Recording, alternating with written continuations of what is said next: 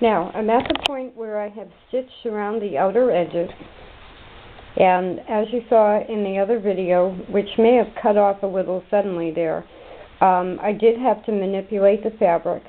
Now I've placed pins in the middle to keep any gap from forming, and I'm going to be doing the same thing. This time I took the step of marking the lines with regular chalkboard chalk and a ruler. And those are the lines I'm going to sew on, and it will pucker unless I pull it out. So in the first video where I mentioned that in the info section, I mentioned that I would recommend doing the hand quilting or the machine quilting before you put them together.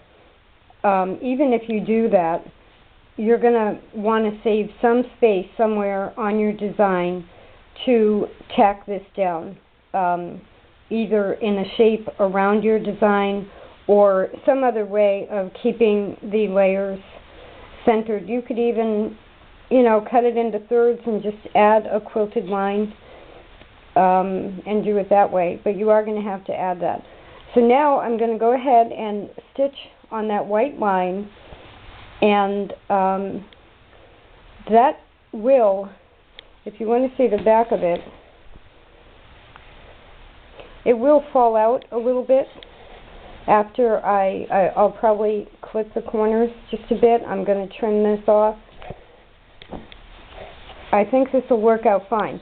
And then when all of the stitching is done for each panel, or you have your number of panels, you would take two panels together, right sides together, and sew them along the short edge to assemble rows.